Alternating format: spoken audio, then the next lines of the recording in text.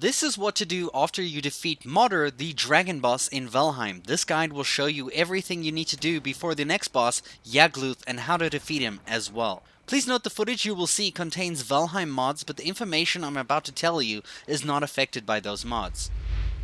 So using the dragon tears we got from MODER, you can immediately craft an artisan table at your base. With this table, you'll be able to build a blast furnace, a windmill, and a spinning wheel. However, before we can use this, we'll have to visit a new biome. We're going to the plains. Sure, this place looks really nice and relaxing at first glance, it looks beautiful, but it's actually the most dangerous place in the game right now. The reason for that is because you can find some of the most challenging enemies over here. So these are the enemies you will fight in the plains. First off, the Death Skeeto. If you see them first, that's great, but often they will see you first, and they will attack you from behind when you least expect it, and their sting does quite a lot of unnecessary damage. Try to be alert for these guys at all times. They fly over walls as well, so you're just kind of screwed. They drop needles that are mainly used for crafting the very strong needle arrows, and also some unique items like a porcupine mace. The Lox is a massive woolly looking beast that is usually found in a pack of Loxes.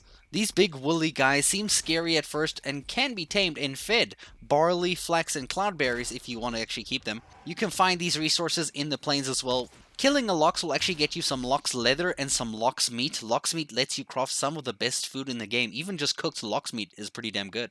Birds. There are so many birds in the plain. Kill them. Trust me, you will need the feathers for all the arrows you're about to use on the next monsters you're about to fight.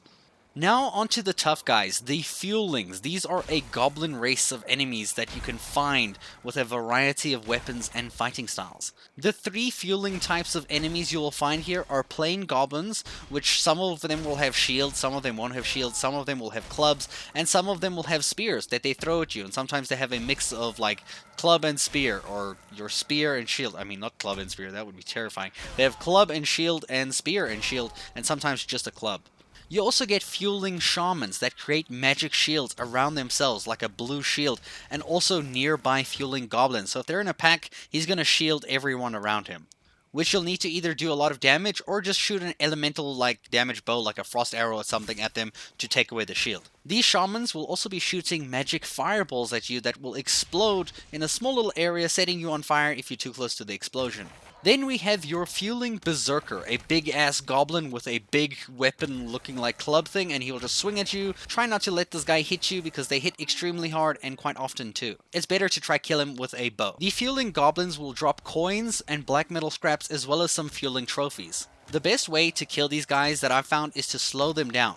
Using the Frostner hammer with a shield is a great strategy, as well as your Draugr bow with frost arrows. Frost seems to be really good for killing Fuling enemies because it slows them down and their attacks considerably, while also dealing quite a bit of damage. Now let's talk about what we need to collect. First, we need 5 Fuling totems. These are used to activate the next boss called Yagluth in the plains. These can usually be found in stone structures and where the Fulings live, and you can also find these totems in the Fuling villages themselves. Though you'll usually only find one totem at a time, you can maybe get lucky with a big village or if a Fuling shaman maybe drops one, but I actually haven't seen that happen. Secondly, we're going to be killing many Fuling enemies, but don't worry, they're going to be trying to kill you as well. But killing them gets you your black metal scraps that they drop, and these you can use at your blast furnace back at your base to make black metal, which you can use to craft certain weapons with. However, before crafting some of those things, you'll actually need other things like mainly flax,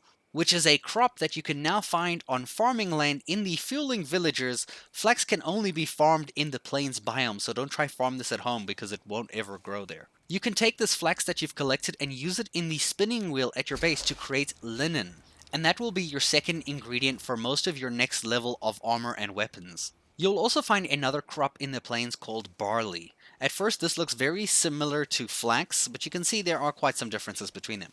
But you might not notice it at very first. Barley is found in Fuling villages on farmland much like the flax is, and cannot be farmed anywhere outside the plains biome. Barley is placed into your windmills from the back, and over time barley flour will pop out the front, or you can just activate it by pressing E at the front. This is a very important ingredient for the cauldron to make some amazing foods like the lox meat pie with 80 HP and 80 stamina, fish wraps with 60 HP and 90 stamina, blood pudding, 90 HP with 50 stamina. You better start crafting a bunch of these for the Fuling villages and also your boss fight against Yagluth later on. All over the plains you can actually find these cloud berries, these little kind of like little flowery things that you can collect the berries of. They're used in some crafting recipes. The most significant one is the mead for fire resistance potions, which you're also going to be needing to make. Now to find where Yagluth is, you'll need to locate the boss area by finding it either randomly by the stone structures that it looks like, or by finding a location stone at these rock formations. They look like Stonehenge. You can find the location stone at one of these. It might take a while to find one. It took me like maybe like, I don't know, like 12 plains biomes till I found one to just point to his location. I actually found Yagluth before I found the location stone. It's pretty rare.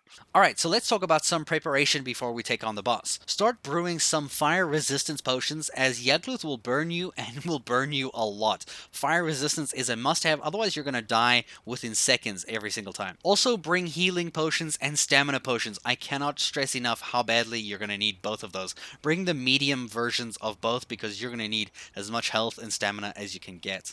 Obviously, bring your best upgraded armor, your best food. I recommend having over 200 health points for this fight. Bring your Draugr bow with at least 200 or more frost arrows. The best weapons for damaging this boss are blunt weapons like the Porcupine and the Frostner.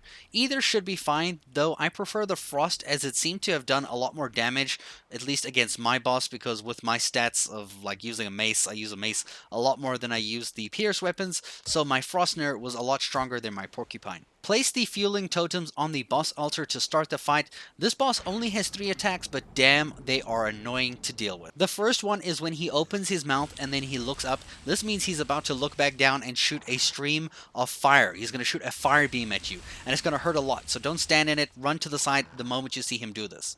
The second attack is when he raises his left hand. Keep in mind, this will be on your right if he is facing you. This attack will bring 3 to 4 waves of fire meteorites that will literally deal massive damage. They will break the rocks and the surrounding area. So either hide behind something solid or run away the entire time. I actually recommend running instead, because sometimes when you hide, you can still take the fire damage from them landing nearby. The third type of attack is when he raises his right hand. Obviously, this will be on the left from your perspective. And if he raises that hand, run away. He's about to do a big fire explosion when he slaps that hand down on the ground. If you're caught in that explosion, it will deal a lot of damage, so try not to get hit by it. I realized the best strategy after my fight with him and reviewing my footage, and it was best to run into this fire area right after his explosion. You will take fire damage, but it's like 1 damage every few seconds. I found it was best to run into the fire area after his explosion to hit him as many times as you can with your Frostner weapon, as the fire damage from that area is only a little bit of damage as it takes. It'll be like 1.4 damage, 1.4 damage, 1.4 damage, instead of the other attacks where you're going to be taking like 30 damage, 40 damage. But do make sure after you're hitting him, you don't finish your stamina completely, because you will need to run away eventually, because if he does one of the first 2 attacks again, you're probably going to get hit by those and you're going to lose a lot of health. And you're only able to use a health potion every 2 minutes. If you find he's doing the first 2 attacks quite a lot, then spend your time shooting him with frost arrows from a distance to just bring down his health. This fight is the hardest one I had to do, and I died once during it because I didn't realize the meteorites can still damage you from the close radius of their fire burning, which is, yeah, terrible. So after killing Yagluth, he will drop his trophy, obviously, and his 3 Yagluth things, which are just placeholders for a future update to the game. You can take his trophy to the altars and claim his power of resistance to fire, frost, and lightning. Very interesting, lightning. I'm guessing the next monster is going to be a lightning one, or the one after that. I hope this guide was helpful to you, and I can't wait to see what future bosses Valheim brings us. Thank you guys for watching.